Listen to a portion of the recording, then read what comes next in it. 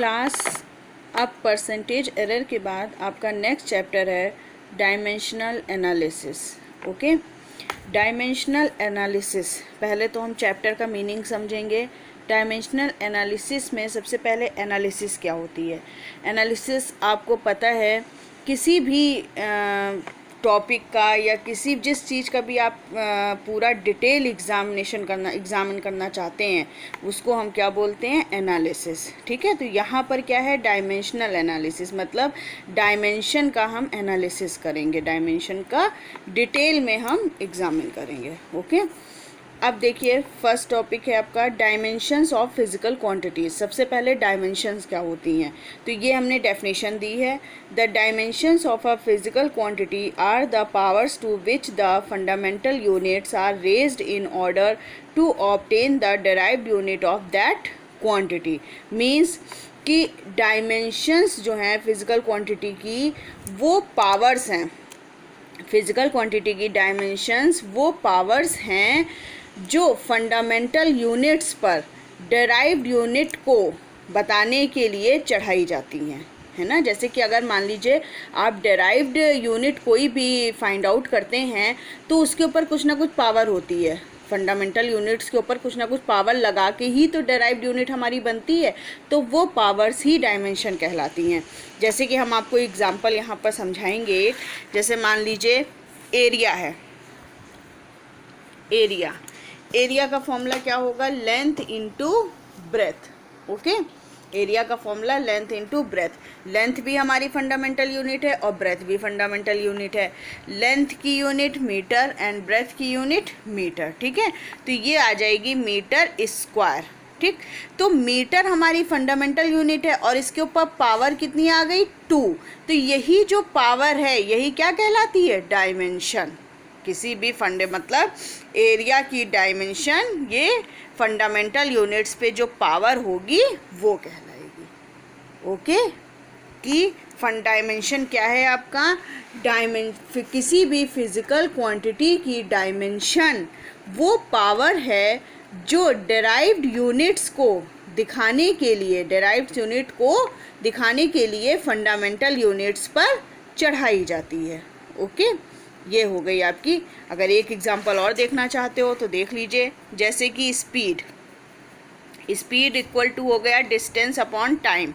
Distance की unit metre, time की second, जिसको हम क्या लिख सकते हैं, मीटर और सेकंड की पावर -1। ठीक, तो यहाँ पर मीटर भी तुम्हारी फंडामेंटल यूनिट है, इसकी पावर कितनी हो गई, 1, और सेकेंड भी फंडामेंटल यूनिट है, इसकी पावर हो गई -1। तो ये पावर्स ही कहलाएंगी डायमेंशन। ओके, जो डिराइव्ड यूनिट को दिखाई गई है भाई, मीटर पर सेकेंड हमारी क्या हो गई, डिराइव्ड यूनिट हो गई। बनी किससे है, फंडामेंटल यूनिट पे। और कैसे बनी है, फंडामेंटल यूनिट्स पर पावर चढ़ा के, और वही पावर्स क्या होंगी, डायमेंशन।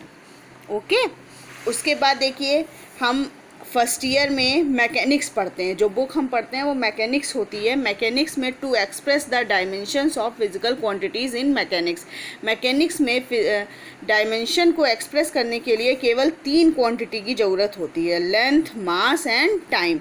लेंथ की डायमेंशन होती है L, और डायमेंशन हमेशा बड़े ब्रैकेट में लिखी जाती है, ये बात ध्यान रखिएगा। अगर आपने ये बड़ा ब्रैकेट नहीं लगाया है तो आपका पूरा क्वेश्चन कट जाएगा। अगर आपने केवल L लिख दिया तो आपका पूरा कट जाएगा। ओके, मास की डायमेंशन M ब्रैकेट में बंद कर देंगे, टाइम की T, और डायमेंशन हमेशा कैपिटल लेटर में लिखी जाती है, ये भी बात ध्यान रखिएगा। 2 बातें डायमेंशन के लिए ध्यान रखिए, डायमेंशन हमेशा बड़े ब्रैकेट में और कैपिटल लेटर से ही लिखी जाएगी। ओके, उसके बाद है हमारी heading dimensional formulae of some physical quantities from mechanics. ठीक, अब इसमें हम आपको डायमेंशन निकालना सिखाएंगे। ओके, कैसे निकालेंगे, जैसे हमने एरिया का एग्जाम्पल लिया। एरिया इक्वल टू क्या हो गया, लेंथ इनटू ब्रेथ। ठीक है, अब देखो लेंथ की डायमेंशन L हो गई, और ब्रेथ भी जो क्या है, लेंथ ही तो है। ब्रेथ भी हमारी क्या है, फंडामेंटल यूनिट, जो किसके टर्म में आएगी, लेंथ के ही टर्म में आएगी, तो इसकी भी डायमेंशन L हो गई।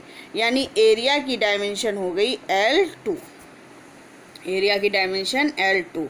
इसी तरह हमने स्पीड का लिया था। Speed equal to distance upon time. Distance की डायमेंशन एल हो गई और टाइम की हो गई टी। अब एल और टी को ऊपर ले जाएंगे, एल टी माइनस 1, ये हो गई स्पीड की डायमेंशन। अब अगर हम डेंसिटी की बात करें, डेंसिटी का फॉर्मूला मास अपॉन वॉल्यूम, ठीक। मास की डायमेंशन m हो जाएगी, ठीक है।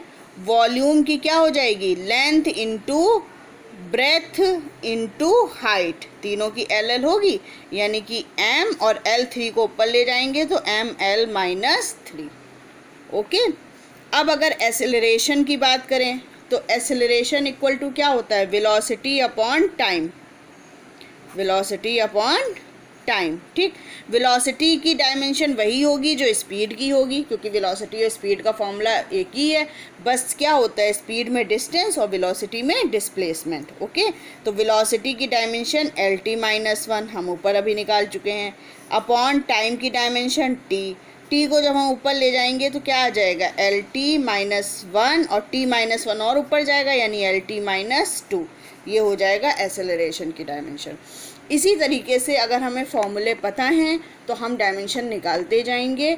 और ये जो हेडिंग है, इस हेडिंग के बाद आप ये सब नहीं लिखोगे, इसके लिए हम आपको एक चार्ट सेंड करेंगे, वो चार्ट आप इसके बाद बना लीजिएगा। ओके, ये हमने सिर्फ समझाने के लिए किया है, कोई कन्फ्यूज़न हो तो पूछिएगा।